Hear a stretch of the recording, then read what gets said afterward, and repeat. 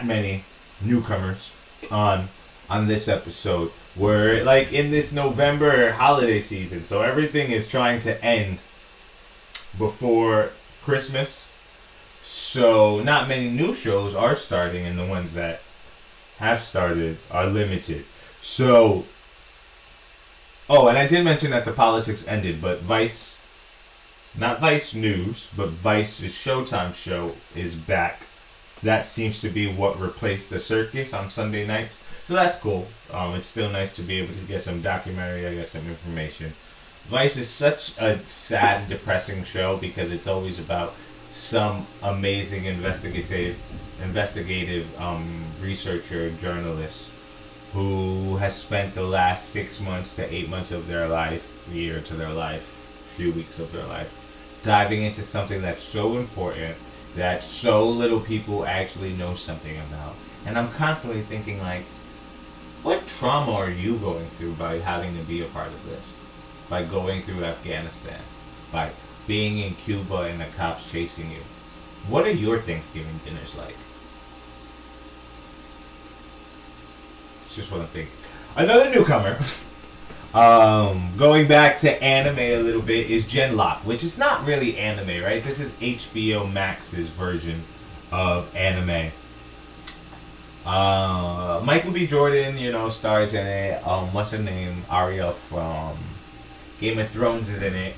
And I enjoy it. It's a good adult cartoon that happens once a week, 22-minute episodes. I appreciate HBO Max for doing it. I appreciate the stars for doing it. I will say, we are in season 2. Believe last week was episode 4. This week may be episode 5. I will say, this season has really reached a new level of complexity about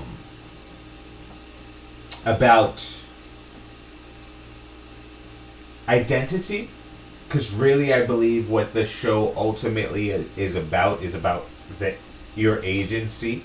The characters have the ability to kind of go to this virtual world where they can live with each other, but the more time they spend connected with each other, like the more of their secrets and the more of their mind and their memories get shared with each other. So there's a question of, what's more important, saving a city or giving up the important parts of you that make you you? And if you share these parts with other people, are they still yours? So the show is really about identity and agency. And season 2 has taken a very, I think, brave approach where they have taken the world that they've built, the lore that they've built us in, and the truths that they have that told us, and now they are saying, hey, maybe the truths that we believed aren't so true. And this cartoon is doing that idea better than the Foundation did that idea, even though the Foundation was trying to ask the same question. But the reason why the anime GenLock has been able to do that is because they're giving you more in-depth behind these stories. They're giving you more details than you had before, and it's building upon the building blocks that were already there rather than just introducing new things. So specifically in season 2, episode 4 had this sex scene. And I want to compliment the show, as I have been, for the complexity that this one scene encapsulated into it. Because not only is it a sex scene in an adult cartoon, which I think, no matter how common it is, it's still interesting because you feel the need to have to show me these characters having sex with each other, and we're not watching a hentai or a soft porn or something like that. But also because this show infused so many ideas that have been building from the first season into this one scene, and I was just like, damn, really interesting concept to capture, to make me think, to make me take a moment and wander about my identity and about my agency. The next show that I get to talk about is something I am so damn excited about. Is it on this list? It is not on this list, but it should. It should be on this list, I assure you. Oh, actually, it's probably already going to be done by next episode. But Hawkeye. I've seen a few people crap on it, but Hawkeye is so damn good. I don't even have notes on Hawkeye because I watched both episodes twice. Because, as I said in the nostalgia episode, build me a world that I want to live in, and I will spend all day in it. I will spend my life in it. And that is what the whole Marvel Cinematic Universe has been, right? It makes me love it. But Hawkeye, what Hawkeye did that Eternals, which I'm going to get into it in the film section of today's show. What Hawkeye did is the same thing that I just complimented GenLock for doing. It built upon a world that I already am so vastly immersed into, and it gave me different sides of it and different truths to it. It's also very funny. It's also, action scenes are great, and I also think that it's very smart where it doesn't explain everything to you. It really does feel like a die-hard action film, which is taking you for a ride, but is also intelligent and making you fill in gaps and holes yourself, and also focuses so much on character and building the environment that you just strap in for a ride. Like I said, it's so good. It's so good. I love Hawkeye's time with his family. I love the parody of the Broadway show of the Marvel Universe. I enjoy Kate Bishop a lot. She's not a bad character. I do think that when you really lean into the millennial thing, or the Gen Z thing, I guess she would be, like, in a way it can make the character not likable. Maybe that's because I'm a millennial, and I think that sometimes they try to highlight things where they're like, we're trying to explain to you that this character is Gen Z, and I'm like, well, it doesn't matter if that character is Gen Z, a millennial, or a boomer. That character is just an asshole. And Kate Bishop's not an asshole, but I do enjoy Kate Bishop. And I enjoy all of the subtext in the episodes. I'm really excited for it. I think I'm going to stay up to 3 a.m. to watch it. Because last week, when it did come out, I had a full day ahead of me that I was supposed to take part in. And I didn't really want to take part in any of it, because I just wanted to stay home and watch Hawkeye. So I just pushed a bunch of things back and then watched Hawkeye.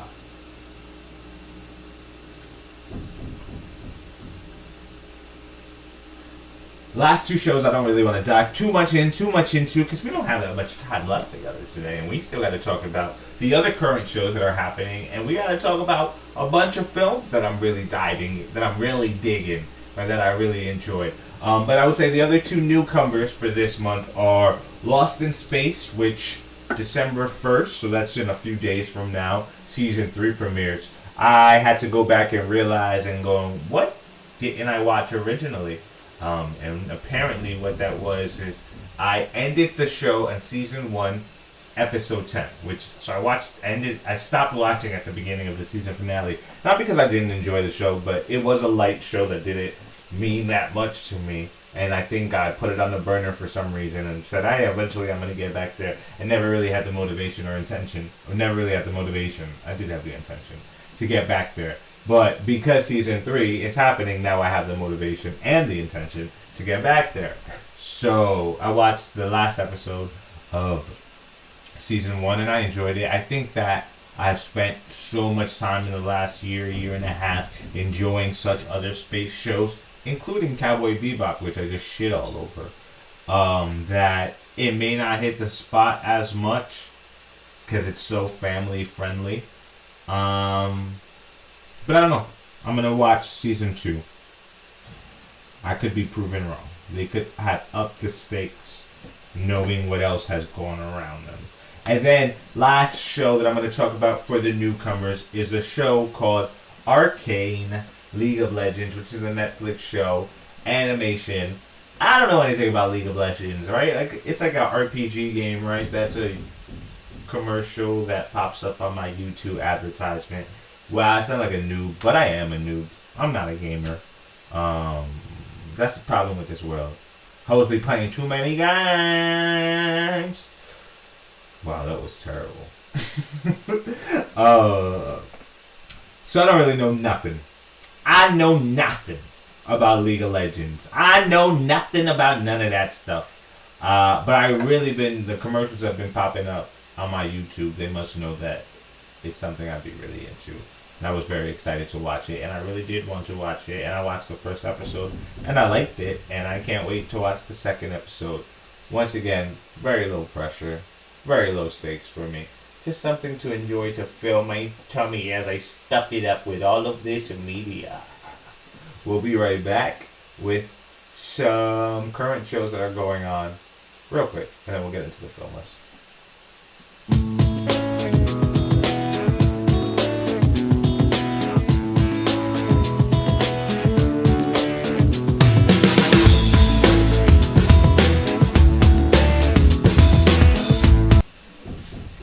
So when we talk about current shows, other current shows, there's not really much that matters except for my Sunday night giggles. On Sunday nights,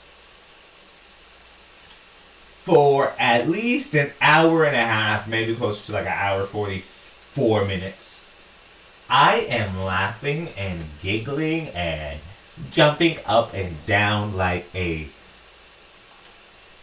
my niece, like my 10-year-old niece was on her birthday after getting all of this candy.